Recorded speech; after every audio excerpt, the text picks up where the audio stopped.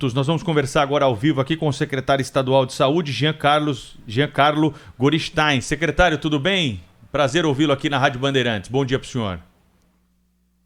De todos os amigos da Rádio Bandeirantes. Um bom dia.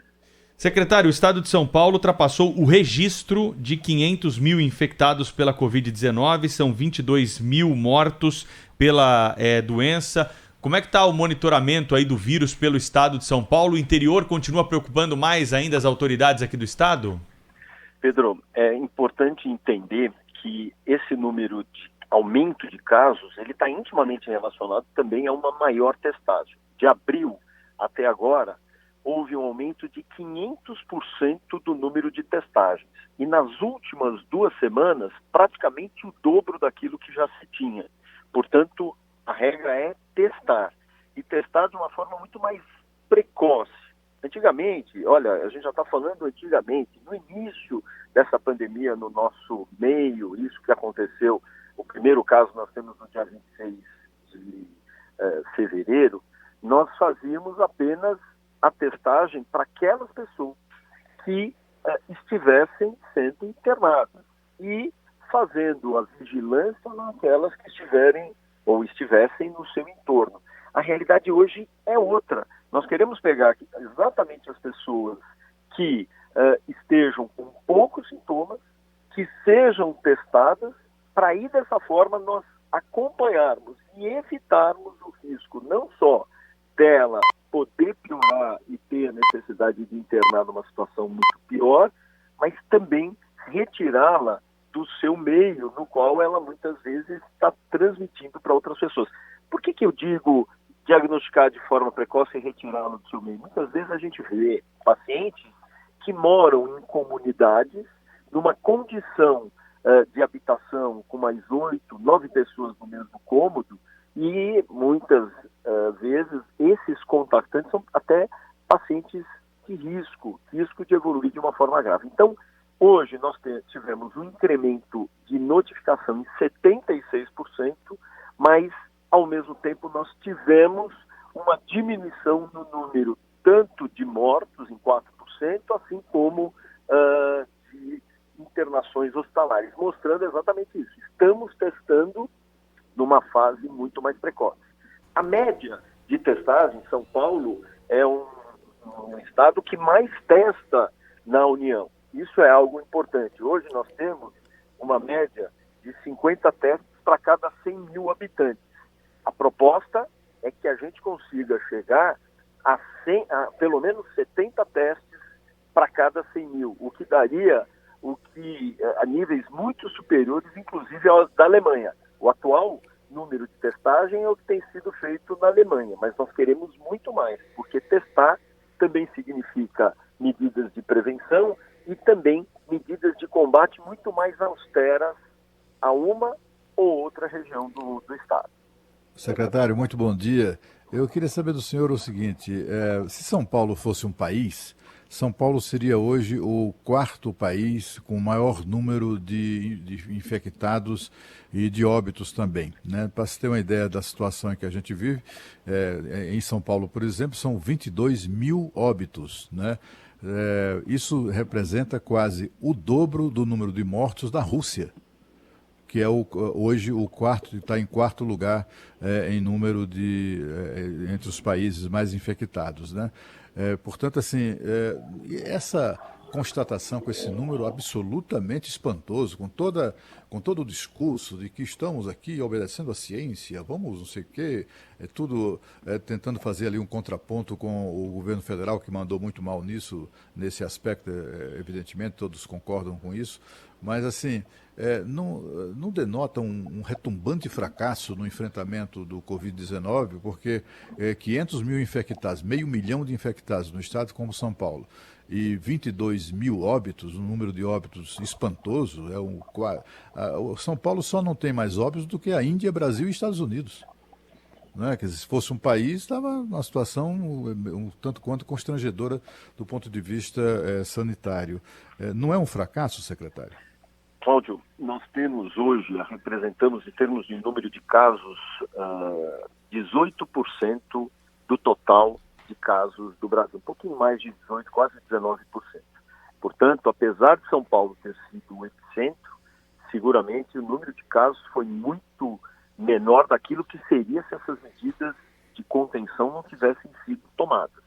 É claro que são vidas, cada pessoa que perdeu a sua vida é uma história.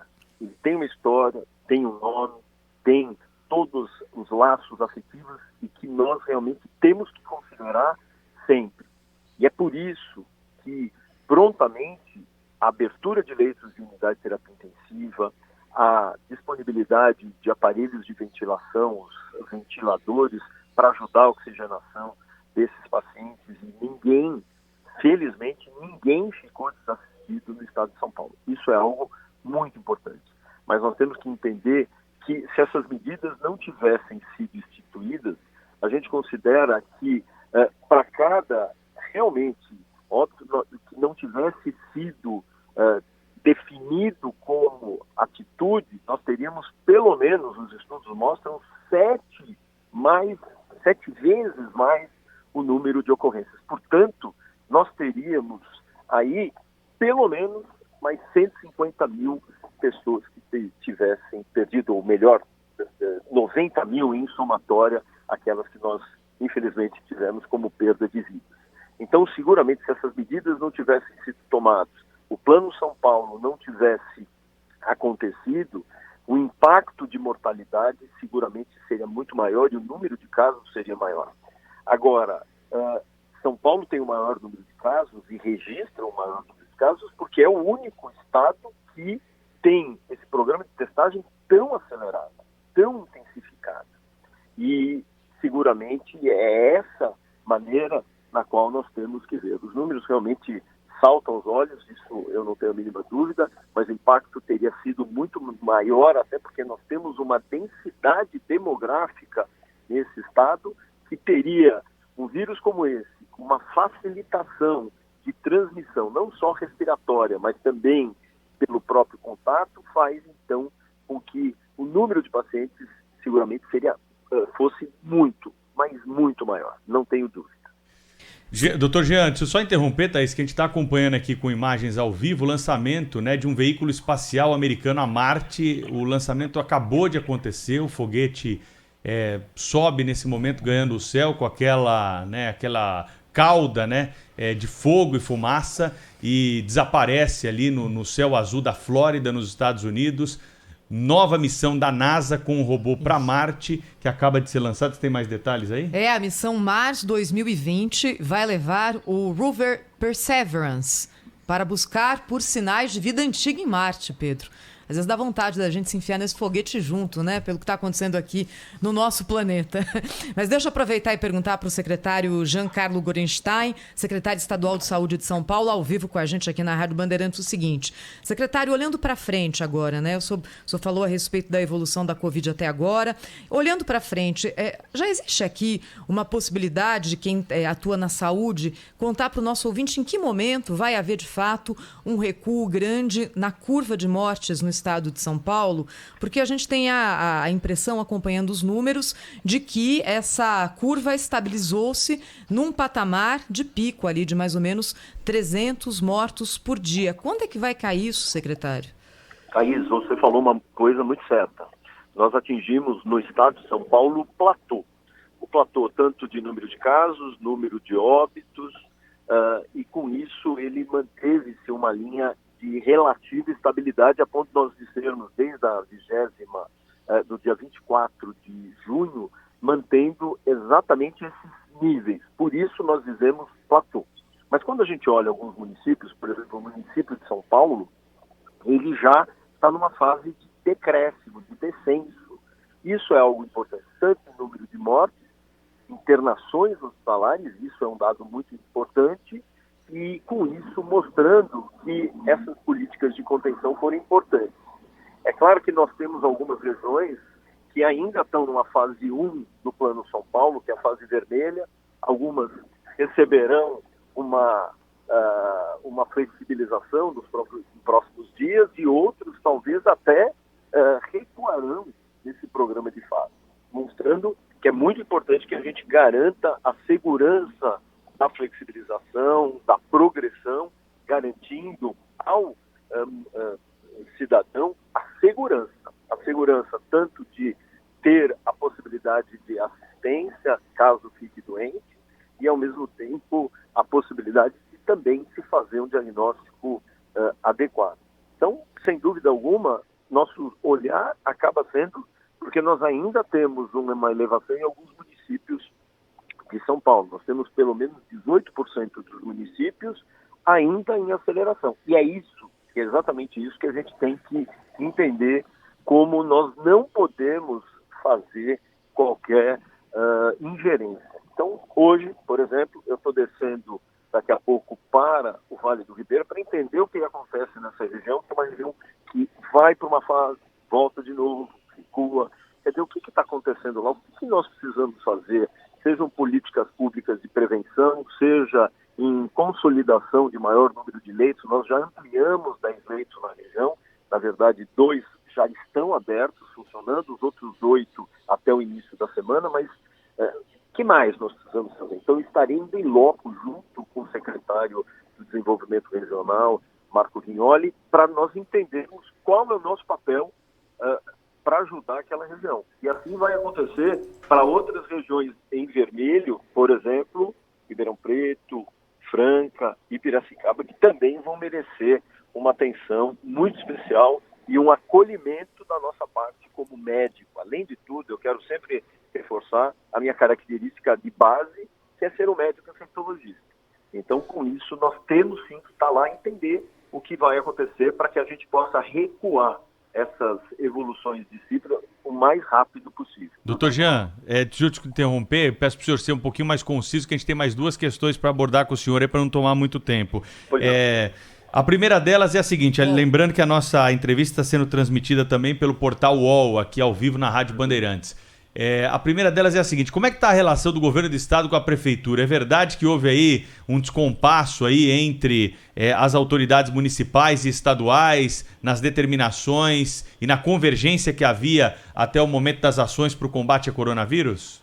De forma alguma, isso vem acontecendo de uma forma muito fraterna, além de tudo, sempre se utilizando dos componentes técnicos, das informações. Isso vem trazendo cada vez mais o sucesso das partes.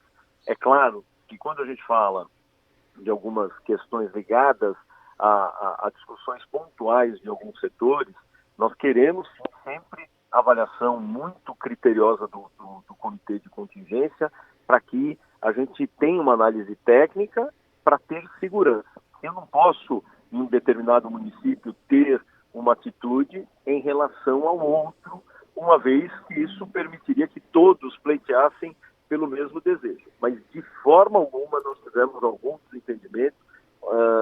Mas o secretário Edson Aparecido saiu do comitê de contingência? De forma alguma. Pelo menos eu não estou sabendo e eu faço parte desse comitê de contingência. Eu desconheço cabalmente essa questão.